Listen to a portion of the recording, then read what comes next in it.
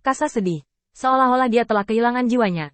Ana semakin menggigil. Karena dia telah mendengar bahwa Gilgamesh benar-benar membunuh seorang pesaing dalam pertempuran cawan suci. Bahkan kecemerlangan Tuhan tidak bisa menghentikan kekejamannya yang haus darah. Brutal. Apakah orang ini sangat menakutkan?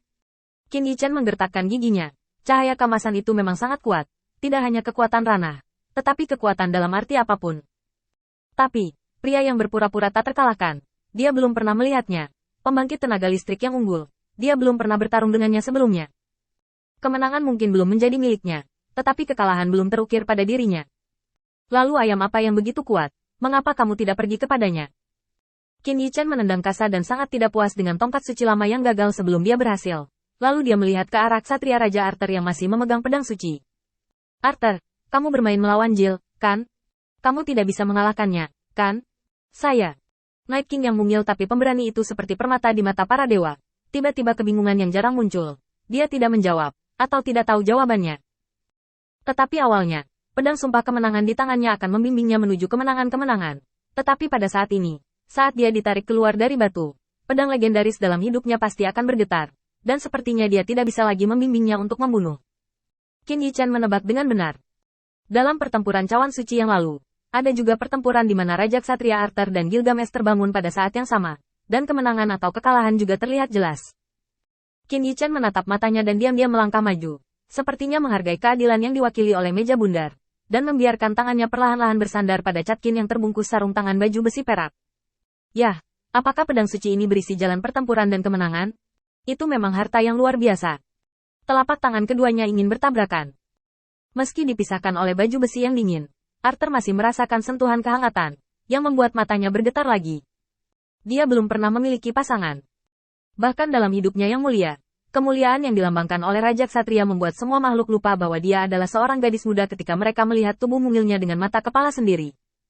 Qin Yichen tersenyum dan berkata, meskipun harta itu bagus, itu hanya harta pada akhirnya. Dan kamu adalah tuannya. Hal-hal tentang kemenangan. Dotya, seorang temanku yang menyukai kecantikan bau di masa lalu menggunakan kebenarannya untuk membuatnya tidak bisa berkata-kata. Qin Yichen memikirkan seorang pria gemuk tertentu yang akan memiliki 100 cara untuk membunuh orang lain di setiap kesempatan. Pria itu, dia tidak terlihat baik, tetapi dia selalu mengatakan bahwa dia adalah yang paling tampan di dunia, yang membuat orang sangat sulit untuk menanggungnya. Saya telah mengalahkannya berkali-kali, tetapi dia masih kaku. Qin Yichen mengangkat kepalanya dan tersenyum. Suatu kali, saya akhirnya tidak bisa tidak bertanya kepadanya seperti apa estetika yang membuatnya kurang percaya diri. Dia menjawab kepadaku, keburukan itu sama dengan kemenangan atau kekalahan.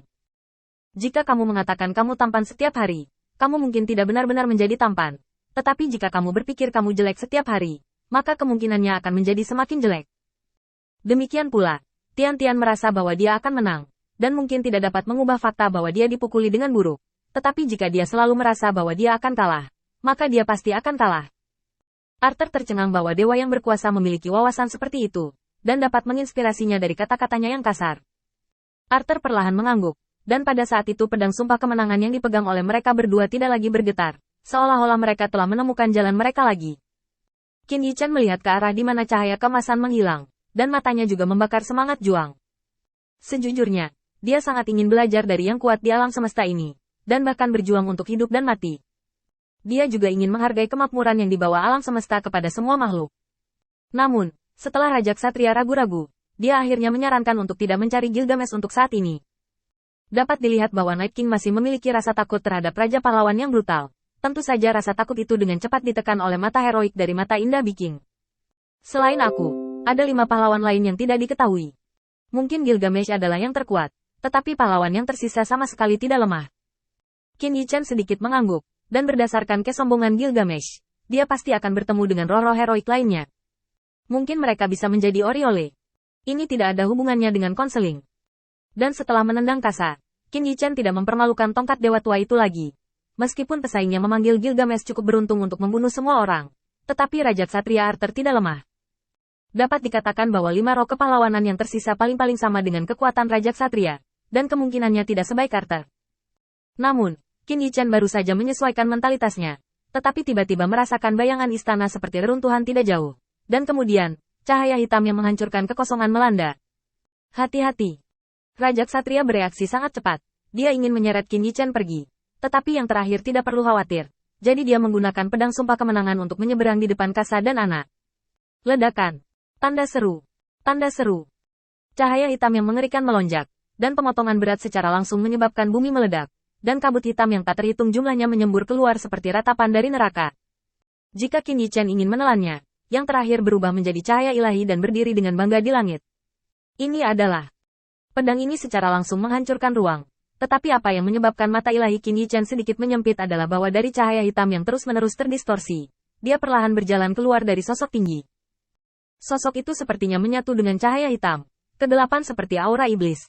Qin Yichen tidak akan pernah salah mengartikannya, yang membuatnya sangat ketakutan. Bukankah itu berarti bahwa mereka yang berpartisipasi dalam pertempuran cawan suci semuanya adalah pengikut roh-roh heroik atau para dewa? Apakah aura jahat ini bercampur dengan iblis? Boom. Boom. Boom. Sosok tinggi itu seperti seorang ksatria yang berjalan keluar dari neraka. Setiap langkah membuat getaran besar. Qin Yichen secara bertahap melihat bahwa ini adalah sosok yang terbungkus dalam kegelapan. Kegelapan berubah menjadi baju besinya, yang merupakan baju besi hitam berat, yang membuat seluruh dirinya penuh dengan paksaan, terutama nafas dari neraka, yang membuatnya semakin ketakutan. Pedang ksatria lapis baja hitam itu tampaknya merobek ruang, memungkinkan orang-orang percaya yang telah dipanggil untuk keluar dari kegelapan. Hanya ada satu orang percaya, dan dia memiliki rambut coklat kemasan pendek yang cakap. Dibandingkan dengan lelaki tua Kasa, itu jelas penuh vitalitas dan keindahan.